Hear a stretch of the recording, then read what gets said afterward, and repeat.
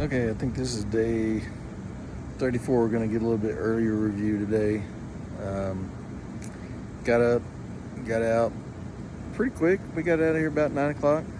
The plan for today was to run back up over Chief Joseph Pass, head northwest out of Cody. And pretty cool drive. I mean, not real twisty or anything, but just a cool drive. And then you turn off onto the road that, whatever the highway number is, I can't remember, for Chief Joseph Pass. And it starts climbing pretty quick and pretty cool scenery. I mean, just we got there early enough that the sun was coming over the mountains, lighting things up. Just really neat shadows and highlights, for if you're a photography nerd. But it's really pretty, and the road was really fun. I mean, twisting around back on itself and stuff. And Sarah got out front. Again, she seems to like to do that. The first time I stop and take a picture, boop, she's gone. Sometimes Daniel will run with her, sometimes not. Got to the top of the pass, and this time the air was clear. Last time I was here, you couldn't even see across the valley to the other mountain. There was so much smoke from forest fires and stuff. But it was a really cool view. And then, the run down the switchbacks to the bottom is pretty cool. And then you get to the bottom, the road runs down this valley. There's lakes everywhere. Big long line of mountains on one side.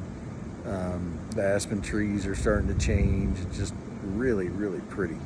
And just a fun ride. There's one little spot, short construction, where they have the little stoplight, that's self-regulating stoplight. And you wait 2 minutes and then you go. And we got ahead of some RVs right there, some guys pulling trailers. We just crept up down the double yellow because there was no oncoming traffic. Parked at the front, light turned green, and we just took off. Eventually got to whatever the highway number is that you turn right on to go back up kind of northeast and head up Beartooth Pass. And that just immediately starts climbing, and the whole way to the top. It's just a great road. I mean, it's really one of those roads that you want to ride it to check out the scenery and go real slow. You want to ride it again just to enjoy the curves and not really be paying attention to the scenery. And then you want to ride it again where you can stop everywhere that there's a cool picture. But that'll take a while because it's like every single corner you come around, you're like, whoa, that's a postcard. That's a postcard. I mean, it's just everywhere you look out here is like postcard. I don't get that feeling when I'm at home and I come around a corner and I'm like, yeah, some more pine trees, check that out. It's just not the same thing. Then you start getting up near the top and all this Lord of the Rings stuff starts popping in my head, and I drive the kids crazy because the terrain with the rocks and the trees and all that kind of reminds me of a lot of the scenes in Lord of the Rings where Gimli and Legolas and what's his name, the ranger dude, they're running and there's rocks everywhere. It just looks like that. It's just really cool.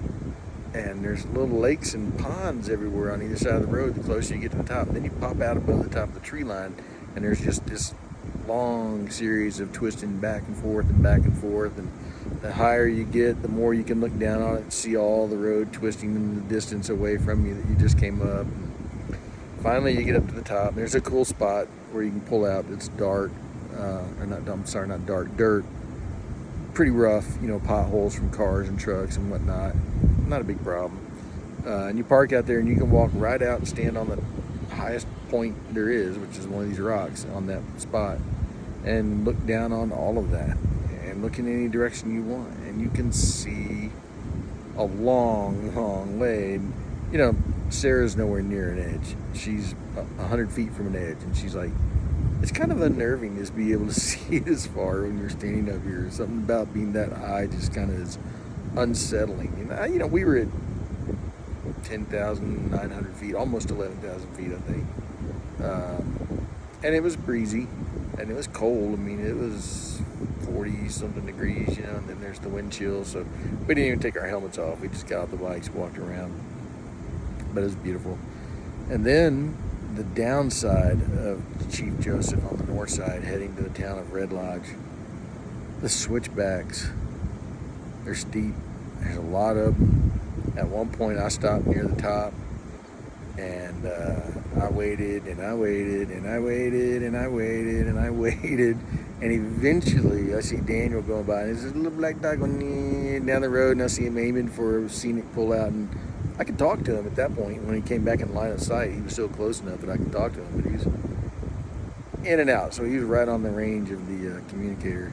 And eventually Sarah came down too. So I got some cool pictures of that, and then videoed running down it. And yeah, it's just awesome. And then when you get to the bottom, the ride out to Red Lodge is pretty nice. So we stopped at this little spot on the side of the road where there's a river running by, whatever the river is that runs alongside it, creek, whatever. And Daniel's like, should my backpack be wobbling like that? And I'm like, wobbling like what?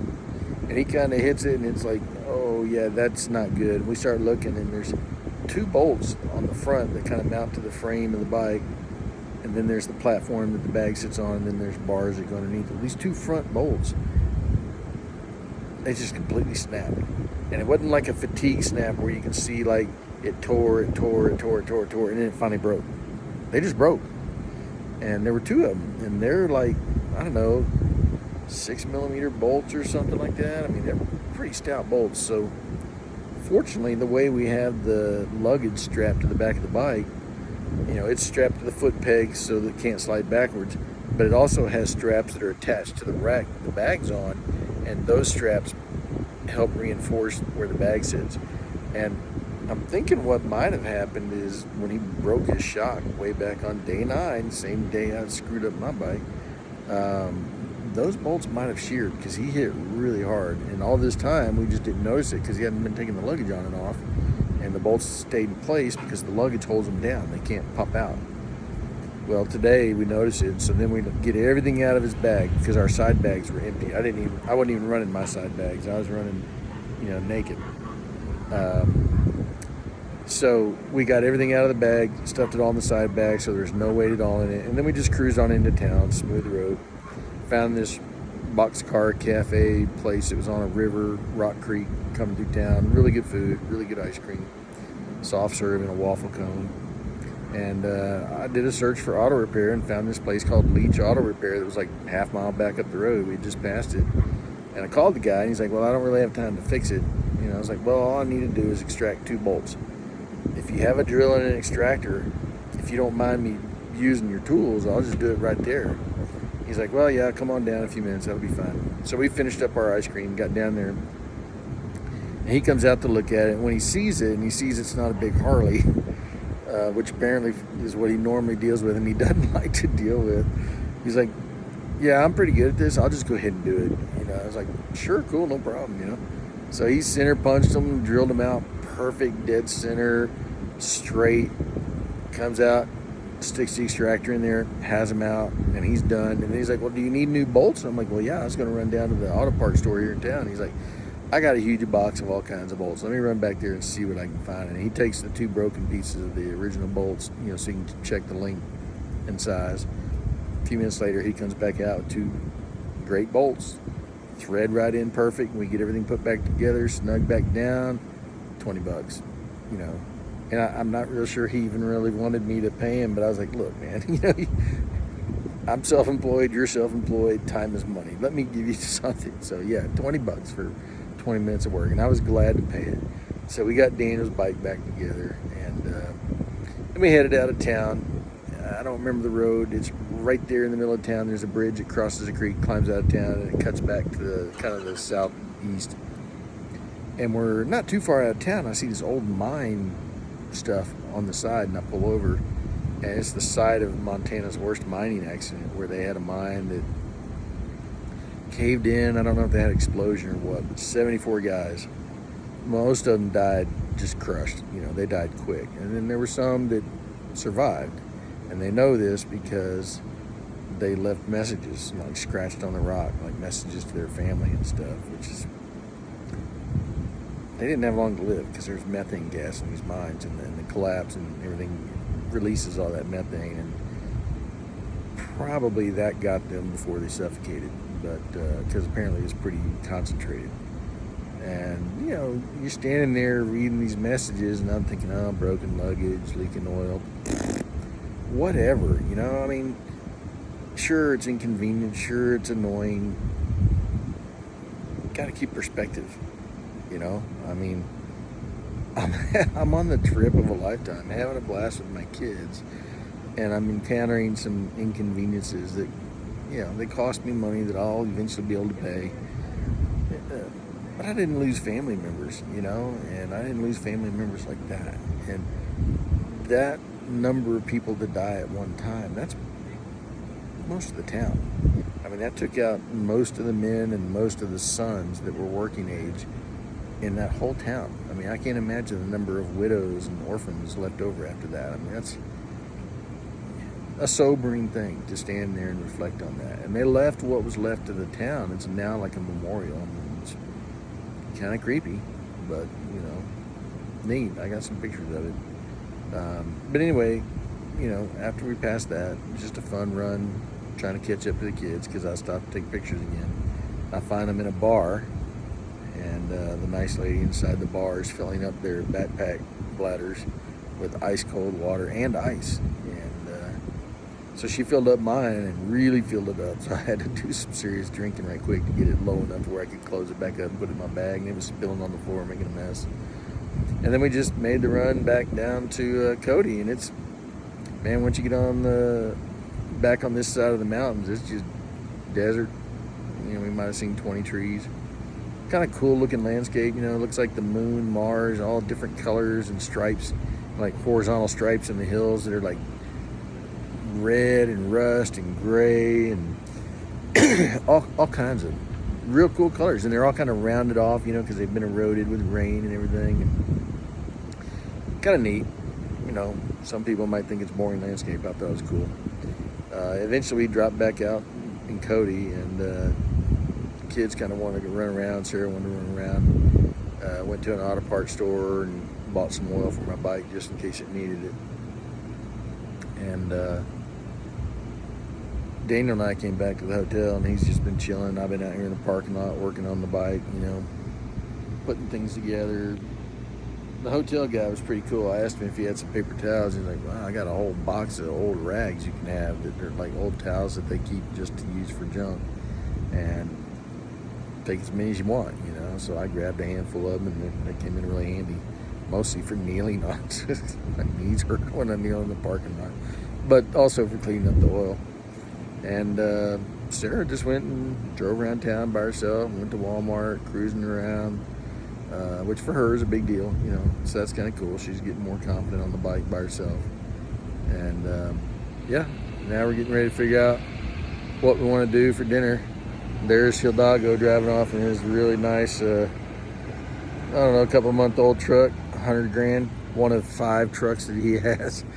We were talking to him last night, and he was showing us all the pictures he has, all these really cool trucks. So he and Daniel hit it off right away. The guy's 27 years old, and he must make a lot of money doing the construction stuff he does. Over here is his truck. I don't know if you can see it. That's his work truck that had all the tools that we needed yesterday to work on the bike. But nice guy, really funny guy. Anyway, we're gonna try to make some dinner plans, and tomorrow I don't really have a route yet. Sarah's not really wanting to do much dirt. She's kind of tired of. She's got in her head that every time we do dirt, she falls down, even though, she's fallen 3 times out of like 15 days of riding dirt. And I get it. When you fall down, it shakes your confidence. So I don't fault her for that. I've been there. But now I got to try to figure out a different route, because most of the routes I had for the next few days involved quite a bit of dirt. And it's not that it's really difficult dirt, but at this point, if it's not a hard packed, smooth, flat, mildly curved dirt road, she doesn't have much interest in doing it. And Daniel, to his credit, is like, if we have to do pavement for the rest of the trip, that's great. At least we get to finish the trip, and Sarah gets to have fun. So he's, as much as he really, really, really wants to do dirt, really wants to do dirt, he is at the point now where he realizes, it's about more than just him. It's about all of us. And so that's starting to matter to him. He wants her to have a lot of fun. And he's been really good about helping her with stuff, making sure she can get her bike out of places where we park, making sure she can get off the kickstand, seeing if she needs help turning the bike around, anything like that. And it's, I appreciate that, and I know she appreciates that. It's good to see him not being so self-centered like most 17-year-old boys are. I was never like that, But yeah, so that's cool, and she also sees what he's doing and appreciates it. So that makes her a little more tolerant when he's being a button pusher.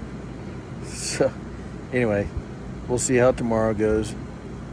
Having a lot of fun. Still got maybe another 2 weeks or so, 2.5 weeks before we head home. So until next time, bye.